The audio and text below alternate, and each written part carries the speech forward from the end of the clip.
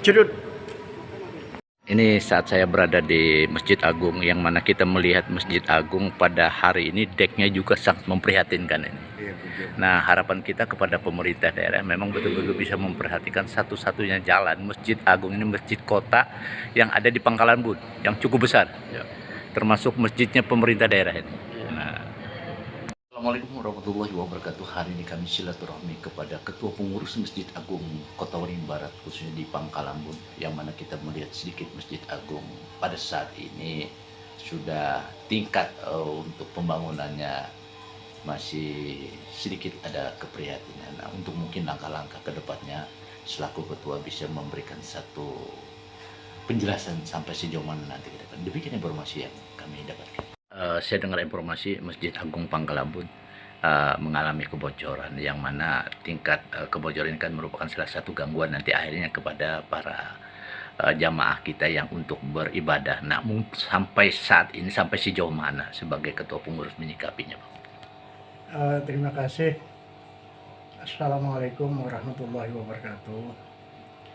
Kami dari pengurus Masjid Agung Pangkalan Bun dalam kesempatan ini mengucapkan marhaban ya Ramadan, selamat menjalankan ibadah puasa Ramadan 1444 Hijriah, dan selamat menyongsong melaksanakan kemenangan yaitu Idul Fitri 1 Syawal 1444 Hijriah.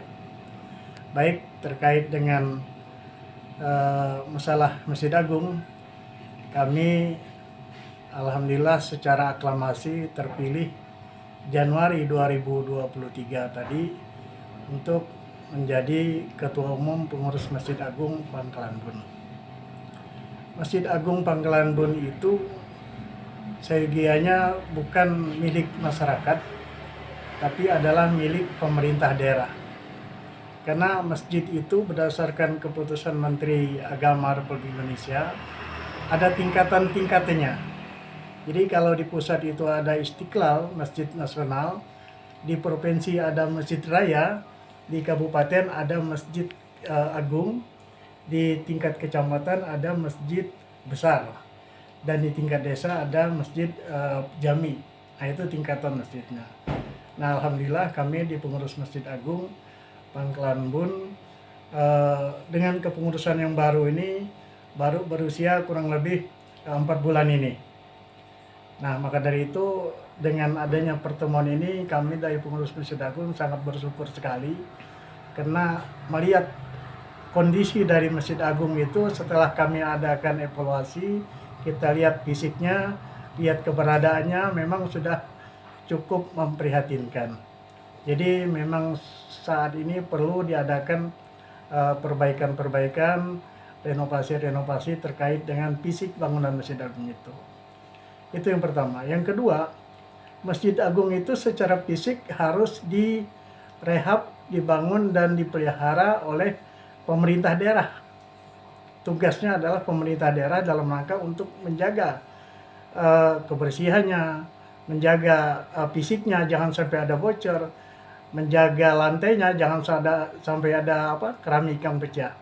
Nah, sedangkan kami dari pengurus Masjid Agung yang dipilih setiap 5 tahun sekali itu melaksanakan untuk kemakmuran masjidnya dalam rangka untuk melaksanakan ibadahnya setiap 5 waktu, setiap hari. Nah, jadi untuk kegiatan-kegiatan kemakmuran masjid itu kami yang melaksanakan kegiatannya seperti sholat maghrib, isya, subuh, johar, asar, dan sholat-sholat lainnya, termasuk besok kita akan menjelang sholat sholat Idul Fitri. Kami sudah mempersiapkan itu. Nah, artinya untuk kemakmuran masjid, pengurus Masjid Agung siap sudah melaksanakan, dan pengurusnya sudah bekerja selama ini. Nah, terkait dengan pembangunan Masjid Agung, saya teringat Masjid Agung itu kurang lebih 7 tahun yang lalu, 7 tahun, 8 tahun yang lalu itu direnovasi, diperbaiki dengan dana dari pemerintah daerah. Nah, sampai sekarang pemerintah daerah belum lagi meluncurkan dana untuk merenovasi, karena ada gubah, ada plafon ya, yang memang kalau saat hujan itu sangat memprihatinkan. Bahkan pada saat hari Jumat, waktunya hujan, kita menampung dengan ember sehingga mengganggu dari kenyamanan kekhusyuan daripada jemaah untuk melaksanakan sholat. Nah, pada saat ini kami bersyukur sekali karena Masjid Agung itu artinya milik masyarakat Kota Waringin Barat yang dikuasai oleh pemerintah daerah. Saya kira saatnya untuk dilakukan renovasi karena plafonnya bocor. Bahkan lantainya pun ada yang sudah pecah-pecah keramiknya. Plafonnya mungkin kalau Bapak lihat ada beberapa titik ya yang bocor. Nah, saya kira ini perlu diadakan evaluasi oleh pemerintah daerah supaya diadakan perbaikan renovasi supaya jangan sampai Masjid Agung itu, karena Masjid Agung ini merupakan masjid punya pemerintah daerah, masjid tingkat kabupaten, saya kira barometer masjid itu pasti ke kabupaten dulu.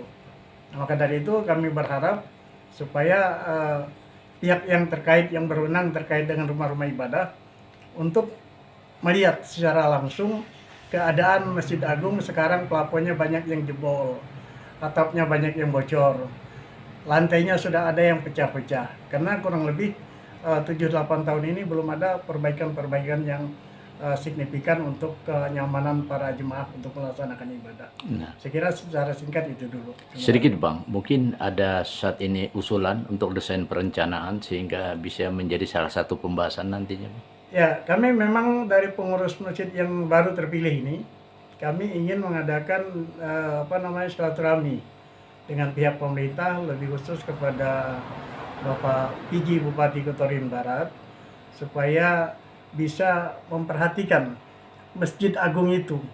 Karena tadi yang sudah saya katakan, Masjid Agung ini yang berwajib untuk merenovasi, memelihara kenyamanan, kekhusyuan para jemaah itu adalah dari pihak pemerintah daerah. Sehingga apabila ada sedikit yang bocor, ada sedikit lantai terganggu, berarti kenyamanan kurang.